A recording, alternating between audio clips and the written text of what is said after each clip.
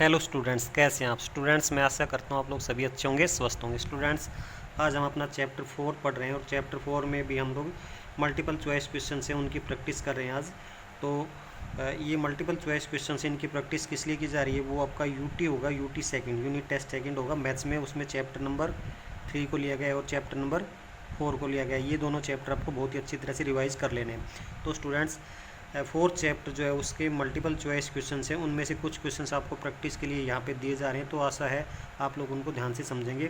तो मैंने first question आपके लिए लिया है यहाँ पे, how many linear equations in x and y can be satisfied by x is equal to 1 and y is equal to 2।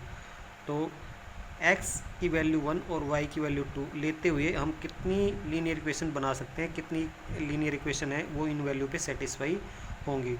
तो इसमें इसका ऑप्शन है ओनली 1, 2, इनफाइनेटली मैनी और 3। तो इसमें कुछ भी आपको सोल्व नहीं करना है, क्योंकि x को 1 लिया और y को 2 लिया, तो ये वैल्यूज़ लेकर के हम बहुत सारी इक्वेशन बना सकते हैं। और उन इक्वेशंस को हम देखते हैं तो उसमें x इज इक्वल टू 1 और y इज इक्वल टू 2 उन इक्वेशंस को सेटिस्फाई कर देता है। तो infinitely many equations can be satisfied by the solution x is equal to 1 and y is equal to 2। ठीक है, तो इसमें आपका ऑप्शन सी है वो करेक्ट ऑप्शन रहेगा। इसमें कुछ ज़्यादा सोल्व करने की ज़रूरत नहीं है, सीधा सीधा आपको याद रख लेना है। अभी हम लोग क्वेश्चन नंबर सेकंड को देख लेते हैं।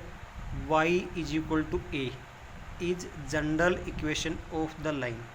ये है y is equal to a, तो y तो आपका है ही और a की वैल्यू यहाँ पे कुछ भी हो सकती है, कोई न्यूमेरिकल वैल्यू हो सकती है। जैसे हमने लिखा y इज इक्वल टू 5 लिख दिया हमने, तो ये इस तरह की जो इक्वेशन है वो ये जनरल इक्वेशन किसकी है, तो यहाँ पे इसमें लिखा है पैरेलल टू एक्स एक्सिस। तो इस तरह की जो इक्वेशन है वो क्या होती है, इस तरह की जो इक्वेशन है उसका जो ग्राफ है वो पैरेलल टू एक्स एक्सिस होता है।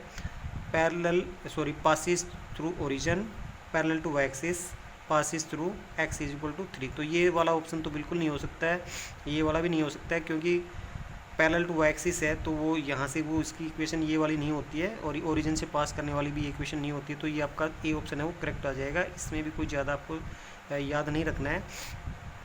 वाई इज इक्वल टू ए वो पैरेलल टू एक्स एक्सिस की इक्वेशन की, ये मतलब जो इक्वेशन है ना पैरेलल टू एक्स एक्सिस, वो इस तरह की होती है। तो यानी कहने का मतलब ये है कि ये इक्वेशन, ये किसकी जनरल इक्वेशन है, ये उस लाइन की जनरल इक्वेशन है जो एक्स एक्सिस के पैरेलल होती है।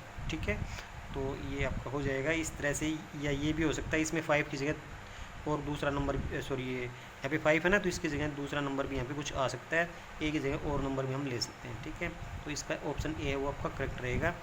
अभी क्वेश्चन नंबर 3 को देख लेते हैं। तो क्वेश्चन नंबर 3 में है which of the following is not a linear equation. इनमें से कौन सी लीनियर इक्वेशन नहीं है। तो इनको स्टूडेंट्स हम थोड़ा सा सोल्व करना पड़ेगा तब हमें पता चलेगा। तो इसको हम लिखते हैं यहाँ से एक्स स्क्वेयर प्लस 4x। ये तो ऐसे कैसे रहेगा, यहाँ पे इसको मैं इससे मल्टीप्लाई करता हूँ तो ये रहेगा एक्स स्क्वेयर, और इसको यहाँ से किया तो ये प्लस 5x और प्लस 8। तो एक्स स्क्वेयर से एक्स स्क्वेयर दोनों साइड में कैंसिल हो गया, तो ये क्या आ गया 4x is equal to 5x और प्लस 8। तो इसको जब सोल्व करते हैं तो ये कितना आता है, यहाँ से इसको सोल्व करते हैं तो ये x को इधर भेज देता हूँ मैं, तो ये 5x माइनस 4x। ठीक है, 5x माइनस 4x, और ये इसको इधर भेज देता हूँ तो ये कितना आ जाएगा -8 आ जाएगा। तो x इज इक्वल टू कितना आएगा, तो ये आपका -8 आ सकता है। तो इस तरह से हम लोग इसको सोल्व कर सकते हैं, x की वैल्यू -8 हम ले सकते हैं। ठीक है, अभी यहाँ से ये तो इसको सोल्व कर दिया हमने, ये यहाँ से ही हमने देख लिया कि लीनियर इक्वेशन बन गई थी, लीनियर इक्वेशन बन गई थी क्योंकि x की पावर 1 है इसमें। इसी तरह से जब हम इसको सोल्व करते हैं तो इसको भी देख लेते हैं। यहाँ पे इसको क्या करेंगे, यहाँ से एक्स स्क्वेयर हो गया और यहाँ पे ये आपका -5x हो गया। इसके बाद ये इसको यहाँ से सोल्व किया तो कितना हो गया -3x स्क्वेयर हो गया, और ये इसको किया तो ये तो -3x स्क्वेयर हो गया, और ये प्लस के 24x हो गए, प्लस के 24x हो गए। अभी यहाँ पे ये एक्स स्क्वेयर नहीं कटेगा। ठीक है, यहाँ पे एक्स स्क्वेयर, यहाँ पे -3x स्क्वेयर है, तो इसको इधर भेज दिया तो x square plus 4x square, और इसको इधर भेजा तो ये क्या हो गया, ये 24x और प्लस के 5x।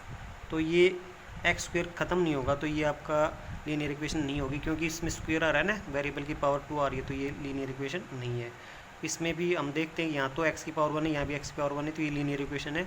और यहाँ पे हमने x की पावर 2 देखा और यहाँ भी x की पावर 2 हो जाएगी। इसको सोल्व करते हैं ना यहाँ से, तो यहाँ पे x की पावर 2 और प्लस 3x हो गया। इसको सोल्व करते हैं तो यहाँ पे क्या आता है, -3x आ गया और प्लस एक्स स्क्वायर आ गया और अभी +5 आया, तो एक्स स्क्वायर से एक्स स्क्वायर फिर कट गया, तो ये x की पावर 1 होगी, x की पावर 1 होगी, तो ये लीनियर इक्वेशन बन गई। तो कौन सी लीनियर इक्वेशन नहीं है इसमें, यहाँ पर ये जो है इसमें यहाँ पे ये एक्स स्क्वायर ख़त्म नहीं हो रहा है, तो ये आपका ऑप्शन बी है वो करेक्ट हो जाएगा। ठीक है, तो ये बी वाली इक्वेशन है वो लीनियर इक्वेशन नहीं है। थोड़ा सा सोल्व करने के बाद ही हमें पता चल पाता है इस चीज़ का।